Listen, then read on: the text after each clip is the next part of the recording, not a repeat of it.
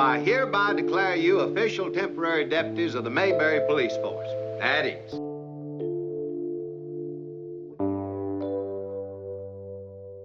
For more than 6 decades, The Andy Griffith Show has lived on as one of America's most beloved TV treasures. Set in the charming town of Mayberry, it represented a simpler time, a place where kindness reigned and small-town values ruled the day.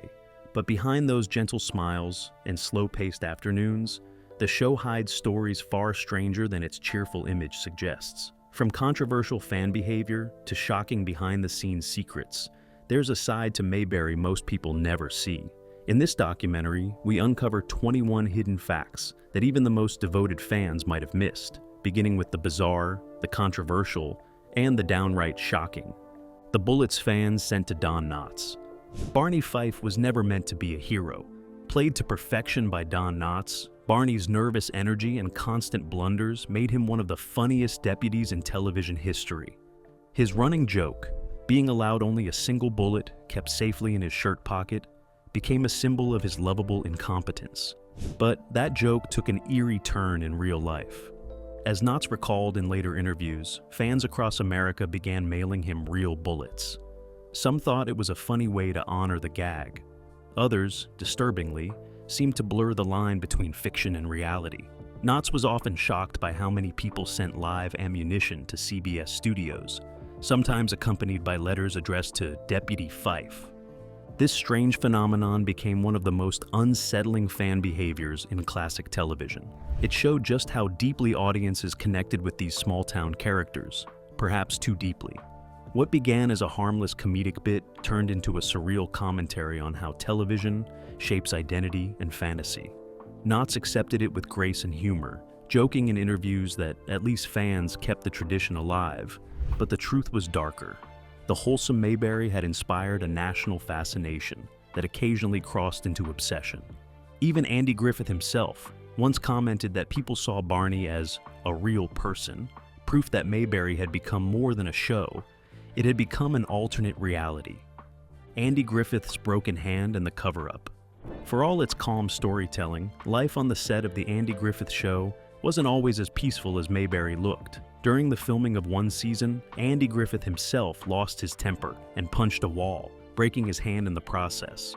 The reason for his outburst remains unclear, though crew members have hinted it happened during a stressful day of filming when creative tensions were running high.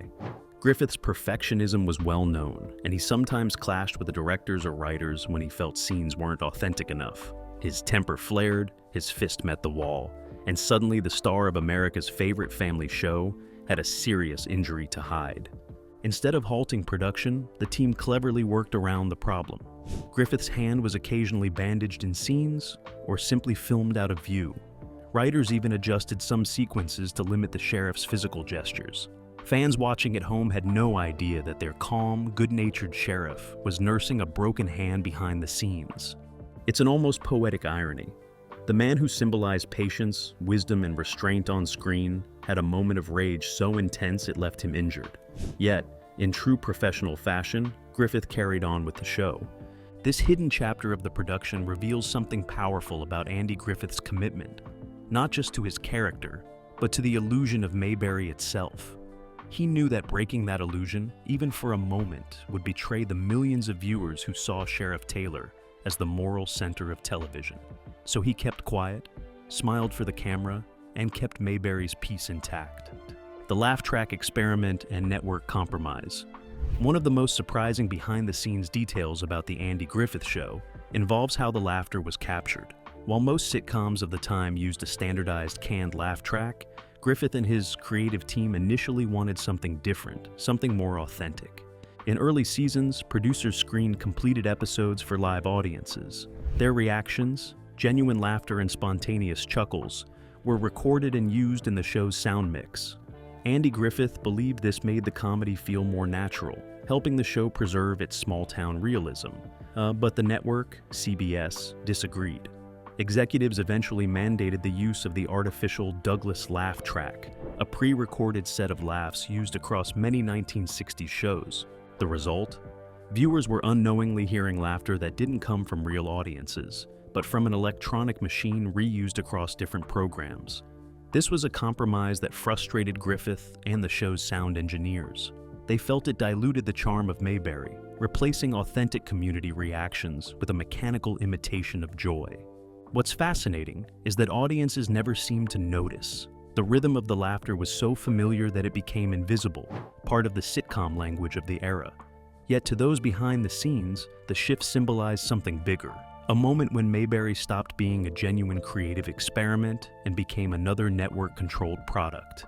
Today, rewatching old episodes with this knowledge gives the experience a strange twist. The laughter we hear isn't always real, and that makes Mayberry's smiles feel a little more bittersweet. Aunt Bee's inconsistent backstory. To most fans, Aunt Bee is the heart of the Andy Griffith Show. Played by Frances Bavier, she represents old-fashioned warmth, quiet wisdom, and the gentle moral fabric of Mayberry. But look closely across the seasons and something strange happens. Aunt Bee's history doesn't stay the same. In early episodes, she's introduced as Andy's aunt, who raised him after his parents passed away. Later, she's described as a recent arrival, returning to Mayberry after years away. In others, she's treated more like a visiting relative or a family friend. The writers never maintained a consistent backstory for her, and the discrepancies grow clearer when watching the series in order. Some episodes even suggest she was widowed, while others imply she never married at all. This inconsistency has puzzled fans for decades. Was it simply a writing oversight, or did the producers intentionally keep her story vague to make her universally relatable? What's even more intriguing is how Frances Bavier's real-life personality contrasts sharply with the character she played. Cast members later recalled that she was reserved and sometimes difficult to work with, not the cheerful homemaker fans adored. Andy Griffith himself admitted that they had a strained working relationship, though they reconciled before her death. Aunt Bee's shifting identity mirrors that contrast between fiction and reality. The woman America saw as the perfect matriarch was really a patchwork of rewritten scripts, evolving ideas, and off-screen tension. Yet through it all, Bavier gave the role a warmth that made her one of television's most enduring figures. Even if her backstory never quite added up, her presence in Mayberry always did. Mayberry's time warp contradictions. At first glance, Mayberry seems frozen in the 1950s, a world of soda shops, rotary phones, and front porch conversations. Yet the show aired throughout the 1960s, and careful viewers have noticed that time in Mayberry doesn't quite add up. Across various episodes, cars, clothing, and even dialogue place the town in conflicting decades. One scene shows modern police radios, another references World War II as recent history, and still another features appliances that didn't exist during that period. The result is a charming but confusing time warp effect. Mayberry exists outside of real time, blending nostalgia from multiple eras into one timeless bubble. This wasn't accidental. Producers designed Mayberry to feel familiar to everyone, regardless of when they were watching. The idea was to create an America that never truly existed, but one audiences wished had. That meant mixing elements from different decades to form an idealized past that people could emotionally return to. It also helped the show avoid controversy during a turbulent era. While the 1960s saw civil rights marches, political protests, and the Vietnam War, the Andy Griffith Show stayed safely detached from those realities. By existing in an undefined timeline, it became a refuge for viewers who wanted escape. But this timeless quality also makes the show fascinating to study today. Every rewatch reveals new contradictions, a car too modern for the setting, a calendar date that makes no sense, or a character referencing an event that shouldn't exist yet. In a way, Mayberry wasn't just a town on TV. It was an alternate version of America, a dream stitched together from decades of nostalgia, floating forever in its own perfect, peaceful loop. Multiple middle names for Barney.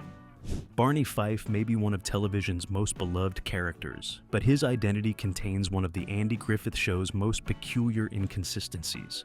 Across different episodes, Barney's middle name changes repeatedly.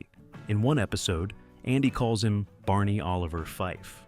In another, his middle name is revealed as Milton. Yet, a different scene simply refers to him as Barney P. Fife, leaving the mystery unsolved. This inconsistency became one of the most famous running continuity jokes in classic TV. Some fans think the writers intentionally changed it as a subtle joke about Barney's confused personality. Others argue it was just a simple oversight, in a show filmed quickly without strict continuity supervision. Don Knotts reportedly found the inconsistency hilarious, and played along in interviews, joking that even Barney probably forgot what his middle name was. The detail highlights how the show didn't rely on strict realism. Mayberry's humor came from personality and charm, not precision. Decades later, this tiny inconsistency remains one of the most talked about details among devoted fans, proving that even the smallest quirks in Mayberry can become legendary. Recurring actors in multiple roles. Fans who binge-watch The Andy Griffith Show today often notice a peculiar phenomenon. The same actors keep reappearing in different roles. One week, an actor might play a store clerk. A few episodes later, the same face might show up as a farmer, a soldier, or even a troublemaker from another town. During the 1960s, television budgets were tight, and reusing reliable local actors was common practice. The production team often favored familiar performers who fit the show's wholesome tone. To audiences of the era, this went largely unnoticed, but high-definition reruns and streaming have made these repeats far more visible.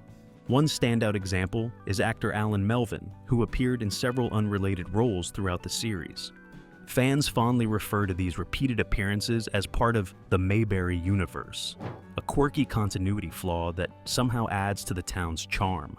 Rather than hurting the illusion, these repeats make Mayberry feel like a close-knit community where everyone looks familiar. It's a nostalgic reminder of early television's simplicity and the creative shortcuts that gave it character. Continuity errors hidden in plain sight. Even a show as carefully crafted as The Andy Griffith Show wasn't immune to small production mistakes. Sharp-eyed fans have spotted dozens of continuity errors hidden across its episodes, tiny slip-ups that reveal how fast-paced television was in the 1960s. In some episodes, Barney's badge number changes mid-scene. In others, Andy's hat or shirt suddenly switches color between shots. One moment, it's morning. The next, the sunlight outside the courthouse suggests late afternoon. These minor mistakes slipped past editors at a time when home rewatching wasn't possible. One famous error occurs when Barney drops his bullet. In one frame, it's missing entirely, then instantly back in his pocket in the next shot. While unintentional, these quirks now add charm for modern audiences. Fans have turned spotting these mistakes into a game, treating them like Easter eggs. The imperfections remind viewers that behind the flawless image of Mayberry were real humans rushing to make weekly television magic. The hidden lyrics to the theme song. Few sounds are as instantly recognizable as the whistled theme of The Andy Griffith Show. Its friendly melody opens each episode as Andy and Opie stroll to the fishing hole.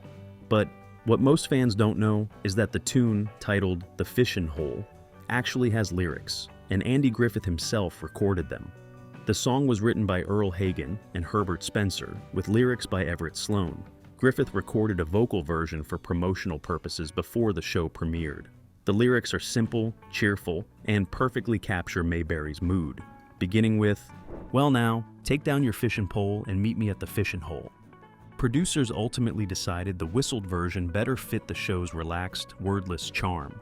Yet Griffith's sung version remains a delightful piece of television history, rarely heard outside collectors' archives and special releases. It's a reminder that even familiar classics can hide surprises, small artistic decisions that changed how audiences experienced a generation-defining show. The pilot's alternate version of Aunt Bee. Before The Andy Griffith Show officially premiered in 1960, a pilot episode aired as part of The Danny Thomas Show. In that early version, the role that would become Aunt Bee didn't exist yet. Instead, actress Frances Bavier appeared as a completely different character named Mrs. Henrietta Perkins. Producers later decided to reimagine her as the gentle homemaker audiences would come to love. When the series launched, Bavier was recast as Aunt Bee, the moral anchor of the Taylor household. The shift was so complete that most fans never realized they were watching the same actress in two roles. The pilot's difference shows how fluid early television production could be. Characters were often reshaped after audience testing, and storylines rewritten overnight. In this case, the experiment worked perfectly, transforming a one-off supporting role into one of the most enduring maternal figures in TV history. It's proof that even a small creative pivot can define the legacy of an entire series. The mysterious disappearance of Peggy McMillan. Peggy McMillan, played by Joanna Moore, was introduced as Andy Taylor's girlfriend in Season 3, charming audiences with her warmth and confidence. But as quickly as she arrived, she was gone without explanation. No breakup, no goodbye, just vanished from Mayberry. Behind the scenes, Moore's growing alcohol dependency reportedly made her difficult to work with, leading producers to quietly phase her out. Andy Griffith himself, who had initially pushed for her inclusion, allegedly supported the decision to protect the show's wholesome tone. The abrupt disappearance of Peggy left fans confused, and to this day, the writers never provided closure. Her exit remains one of television's earliest examples of a character being erased from a show's timeline. The off-camera rivalry between Barney and Floyd. On screen, Barney Fife and Floyd the Barber had a friendly, comedic rapport, but behind the camera, Don Knotts and Howard McNear were said to clash. Knotts' perfectionist approach to comedy sometimes frustrated McNear, who was already struggling with memory lapses due to early health issues. Griffith often had to mediate tension, reminding them both that Mayberry's magic relied on harmony. The conflict never escalated into open hostility, but it did create an undercurrent of strain on set. Ironically, their comedic chemistry benefited from this subtle tension, giving their scenes an unpredictable energy that fans loved. Andy's real-life marriage falling apart during filming. During the peak of the show's success, Andy Griffith's personal life was quietly unraveling. His marriage to Barbara Bray Edwards had grown strained, partly because of his long filming hours and growing closeness with castmates like Annetta Corsaut. While Andy maintained a wholesome fatherly image on screen, his off-screen struggles reflected a man torn between fame and family. By the series' end, Griffith's marriage had collapsed entirely, with both parties citing emotional distance. The public never saw the toll, as Andy hid his heartbreak behind his easy Southern charm. It added a bittersweet depth to Sheriff Taylor's calm smile that only a few insiders recognized. Floyd's limited movement was written into the show. Howard McNear, who played Floyd the Barber, suffered a severe stroke midway through the show's run, paralyzing the left side of his body. Instead of replacing him, Griffith insisted they find creative ways to keep him involved. Writers adjusted scenes so Floyd could be shown seated in the barbershop or standing with subtle support. The production team went to great lengths to hide his condition, even propping him up behind chairs or counters. His resilience became a quiet inspiration on set, proving that even physical limitations couldn't stop Mayberry's charm from shining through. Aunt Bee's hidden passion for flying. Frances Bavier, known for her sweet maternal role as Aunt Bee, had a surprising off-screen hobby: aviation. Away from Mayberry's kitchen, Bavier held a pilot's license and was fascinated by small aircraft. She once joked that flying gave her the sense of freedom Aunt Bee never had. Castmates often teased her about her double life, but she remained serious about the hobby, occasionally taking weekend flights out of local airstrips. The fact that Mayberry's most traditional character was played by a woman of such bold interests adds a delightful layer of irony to the show's legacy. Ron Howard's secret struggle with growing fame. Ron Howard was only 6 years old when he stepped into the role of Opie Taylor, the sweet freckle-faced son of Sheriff Andy Taylor. To millions, he embodied innocence and warmth, but behind the camera, the pressures of early stardom weighed heavily. Fame took away his privacy and his normal childhood. Reporters followed his family, fans approached him everywhere, and his peers sometimes treated him differently because of his fame.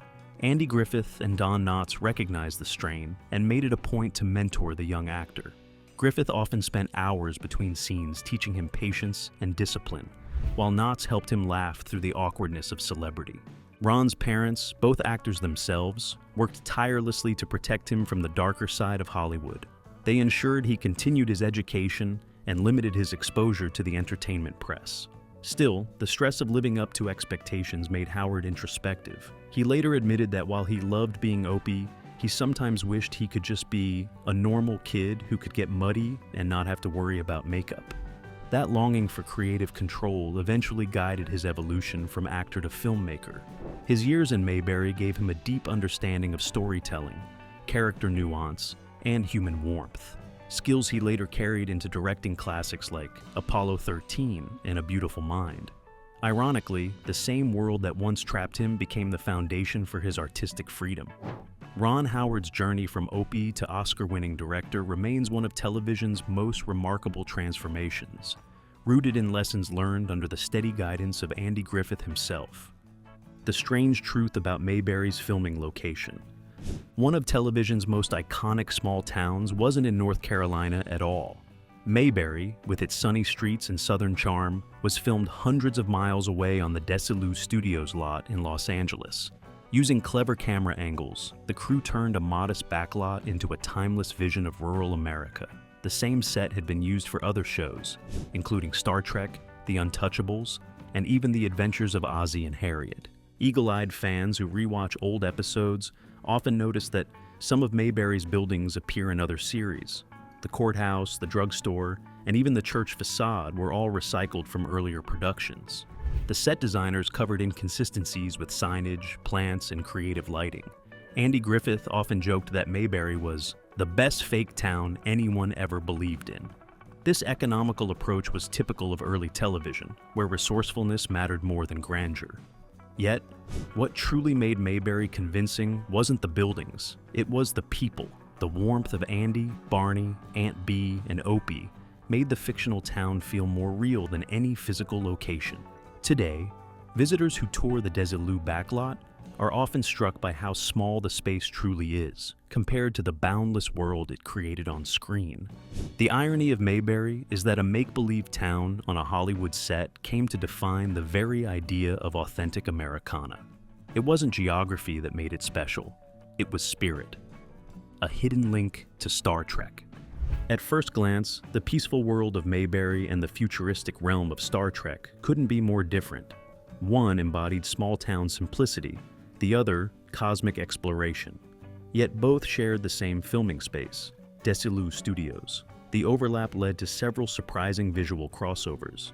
In the Star Trek episode, Mayberry, fans have identified the Mayberry courthouse and surrounding buildings, including Floyd's barbershop, redressed as a post-apocalyptic Earth colony. Cast and crew often ran into each other on set. William Shatner later recalled seeing Andy Griffith filming one day and thinking, "We're boldly going where no man has gone before, and he's keeping order in Mayberry right next door." It was a humorous reminder of television's interconnected nature during the 1960s, when budgets were tight and sets had to serve multiple shows. The connection between The Andy Griffith Show and Star Trek also symbolizes something deeper. Both programs reflected idealized versions of humanity. Mayberry represented the best of small-town decency. The Enterprise crew represented the best of human potential in the future. In different ways, both explored what it meant to live with integrity, compassion, and curiosity. This surprising shared heritage has since become a favorite Easter egg for fans of both series, showing how two vastly different worlds could spring from the same studio lot, and from the same creative spirit that defined mid-century American television. The real town that inspired Mayberry. Though filmed in Hollywood, the heart of Mayberry was born in Mount Airy, North Carolina, the real hometown of Andy Griffith. Growing up there during the Great Depression, Griffith experienced the sense of closeness and simplicity that would later define his show. He once described Mount Airy as a place where everyone knew everyone, and a handshake was stronger than a contract. When The Andy Griffith Show debuted, locals immediately recognized the parallels. The Snappy Lunch Diner mentioned in the series was a real place, as were Floyd's barbershop and the town square's design. Mount Airy embraced this connection wholeheartedly. Decades later, it still celebrates Mayberry Days, an annual festival where visitors can ride in squad car replicas, tour Andy's childhood home, and meet surviving cast members or their families. The show's portrayal of kindness and decency became Mount Airy's brand identity, drawing tourists from all over the world. Residents even began referring to themselves as living in Mayberry, proud of how their small town inspired one of television's most enduring symbols of Americana. What began as one man's nostalgic reflection on his roots evolved into a cultural touchstone that blurred fiction and reality. Mount Airy is no longer just Andy Griffith's hometown, it's America's hometown. The show's quiet legacy on American culture. While The Andy Griffith Show was known for its humor and charm, its true legacy lies in the values it quietly instilled. Premiering in 1960 during a time of social upheaval and political division, the show provided a gentle vision of what America could be honest, kind, and community-centered. Each episode subtly delivered moral lessons through small-town scenarios. Sheriff Taylor rarely carried a gun. Instead, he led with empathy and common sense. Conflicts were resolved through understanding rather than punishment. In a world of rapid change, Mayberry reminded viewers of enduring virtues: family, integrity, and neighborliness. These ideals influenced later generations of television writers. Shows like Gilmore Girls, Parks and Recreation, and Everwood borrowed its structure of moral storytelling within a tight-knit community. Even political commentators have referenced Mayberry values when describing nostalgic visions of unity and civility. But what made it timeless wasn't escapism, it was emotional honesty. The Andy Griffith Show acknowledged flaws and differences, but always leaned toward hope. In an age of cynicism, it continues to represent a cultural North Star, a reminder that gentleness and decency can still define greatness. The final scene that brought Andy to tears. When the camera stopped rolling on The Andy Griffith Show in 1968, there was no grand finale, just a quiet ending that mirrored the show's tone. Andy Griffith reportedly sat in silence after the final scene, tears filling his eyes as he realized it was over. For him, Mayberry wasn't just a set. It was family, friendship, and a reflection of the America he loved. The cast gathered for a modest wrap party, where Griffith thanked each person individually. Don Knotts, who had left earlier to pursue film, returned briefly for the farewell. Crew members later described the atmosphere as both proud and heartbreaking. They knew they weren't just ending a show. They were closing a chapter in American television history. The series finale transitioned seamlessly into the spin-off Mayberry RFD, but the absence of Andy's leadership was immediately felt. For fans, the end of The Andy Griffith Show marked the end of an era defined by sincerity. Even decades later, reruns continue to evoke nostalgia for that final fade to black, a farewell that needed no applause or spectacle. Just Andy, walking out of the courthouse one last time, leaving behind the heartbeat of Mayberry. More than half a century after it first aired, The Andy Griffith Show continues to cast a long, gentle shadow across American television. Its stories weren't about crime or scandal, they were about kindness, patience, and the quiet power of doing good. Each character from Andy to Aunt Bee reflected the best in ordinary people, reminding viewers that decency never goes out of style. Though the sets have vanished and the actors are gone, Mayberry still lives on, in the reruns, in the laughter, and in every longing for a simpler time when honesty was enough. Mayberry may have been fiction, but its lessons were real, and perhaps that's why it never truly ended.